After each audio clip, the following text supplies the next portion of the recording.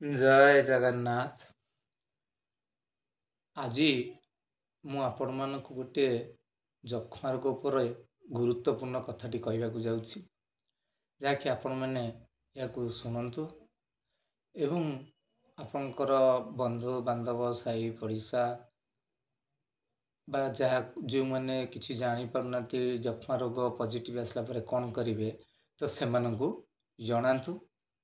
ତାହେଲେ ଆସନ୍ତୁ ଜାଣିବା ଯେ ଯଦି ଆମେ ବିଭିନ୍ନ ପରୀକ୍ଷା ମାଧ୍ୟମରେ ଆମର ଡିଟେକ୍ଟ ହେଲା ଯେ ଏହାକୁ ଟିବି ବା ଯକ୍ଷ୍ମା ରୋଗ ହୋଇଛି ବୋଲି, ତାହେଲେ ପ୍ରଥମେ ସେ ରୋଗୀଟି କ'ଣ କରିବା ଉଚିତ?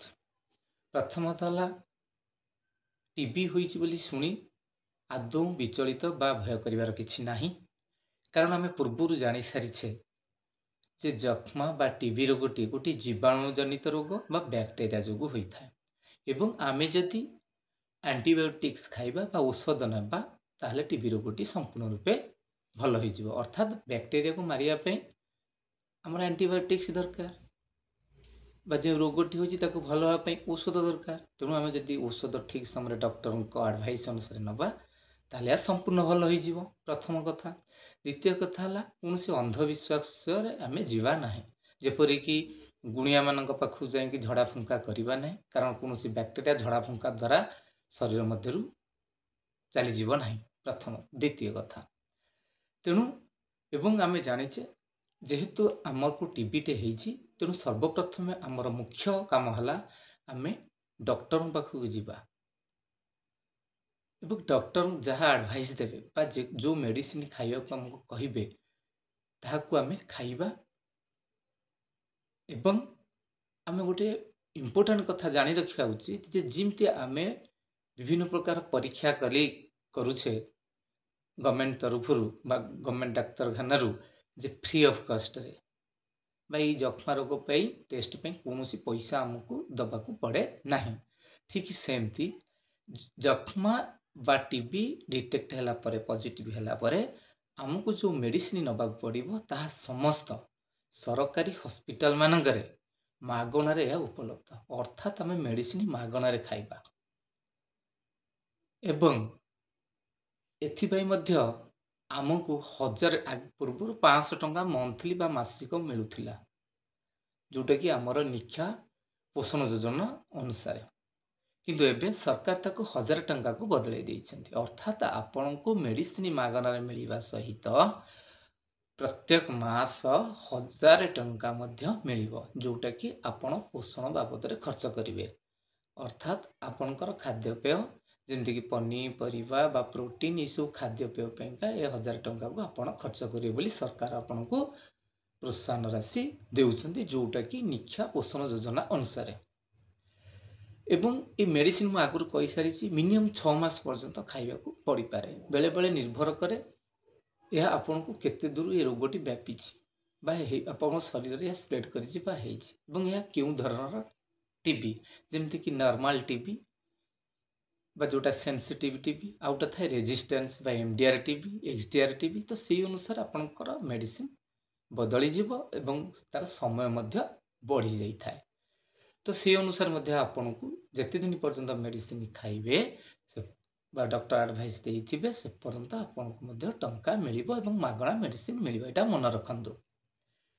ଆଉ ଗୋଟେ କଥା ହେଉଛି ଯେ ଆମର ଏଇ ଯେଉଁ ଟିବି ବା ଯକ୍ଷ୍ମା ରୋଗକୁ ଭଲ କରିବା ପାଇଁ ଆମ ଭାରତ ବର୍ଷରେ ଗୋଟେ ସିଟିଡି ସେଣ୍ଟ୍ରାଲ ଟିବି ଡିଭିଜନ ଏହାକୁ କଣ୍ଟ୍ରୋଲ କରୁଛି। ତା ଅଣ୍ଡରରେ ଆସୁଛି NTEP ପ୍ରୋଗ୍ରାମ ବା ନ୍ୟାସନାଲ ଟ୍ୟୁବରକ୍ୟୁଲୋସିସ୍ ଏଲିମିନେସନ ପ୍ରୋଗ୍ରାମ ଅଛି ଏବଂ ତା ଅଣ୍ଡରରେ ମଧ୍ୟ ବହୁତ ଗୁଡ଼ିଏ କର୍ମଚାରୀ କାମ କରୁଛନ୍ତି।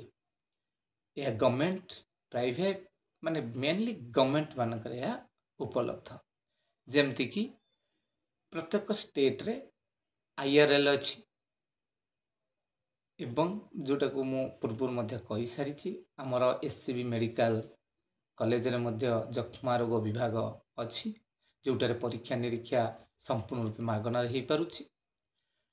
ଆମର RMRC regional medical research centre ଭୁବନେଶ୍ୱରରେ ଅଛି, ଯେଉଁଠାରେ କି ସମସ୍ତ ଟେଷ୍ଟ ଯକ୍ଷ୍ମା ରିଲେଟେଡ୍ ଟେଷ୍ଟ ମାଗଣାରେ ସେଠାରେ ମଧ୍ୟ ହେଇକି ରିପୋର୍ଟ ମିଳିପାରୁଛି।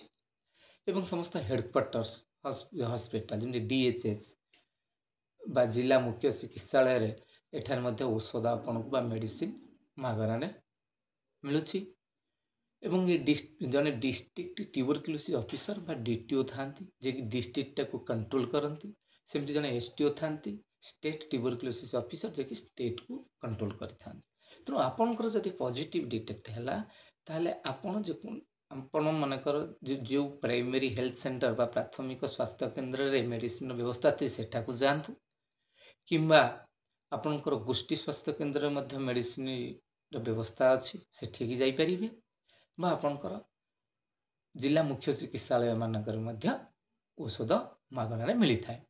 जदि आपनको किछि बुझियो असुविधा होउछि ताहले आपनकर जे आशा कर्मी अछंती बा जेमती मेडिकल स्टाफ्स जेमती कि सेति पई अछंती एसटीएलएस एसटीएस डॉट्स प्रोवाइडर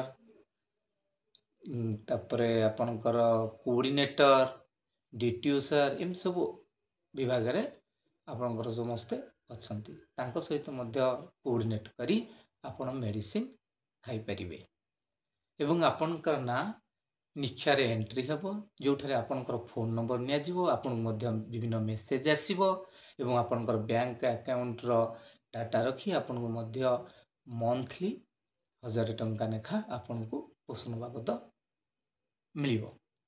तेणु आपनकर टीबी हेइथिले आदौ भय करंतु नाही डॉक्टर को परामर्श मानंतु सेथिपई जो स्टाफ मान अछंती मु आउ थरे मध्य रिपीट करि दउछि से मन आपन को संपूर्ण रूपे कोऑपरेट करिवे एवं आपण मेडिसिन जोटा कि निहाती आपनकर सेटा हो जे दायित्व जे ठीक समय रे मेडिसिन नेबे जति बा आपनकर शरीर रे कोनोसी मनकर साइड इफेक्ट मेडिसिन खावा द्वारा देखा जाउछि या जन जनक शरीर देखा जाइता जेमति कि बांती हबा मुंड बुलेबा देह रे किछि फळी फळी जिबा एई जदि सब लक्षण आपन ठारे देखा जाई थाए ताले डॉक्टर को परामर्श नै परिबे एवं आउ गोटे कथा जे केबे भी निशा द्रव्य मेडिसिन खाइला बेले ग्रहण करिवे नाही कारण यह द्वारा रोग भल हबनी बरं से कौन हम ना आपणकर ये रोगटा आहरी भयंकर परिस्थिति सृष्टि करिव।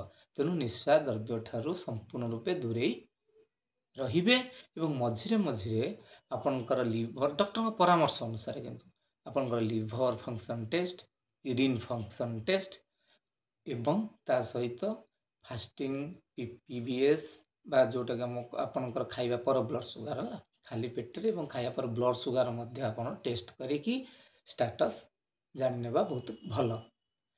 तेणु एगुड़िक जदि आम पालन करिबा ताले संपूर्ण रूपे टीबी रु आम मुक्ति पाई परिबा।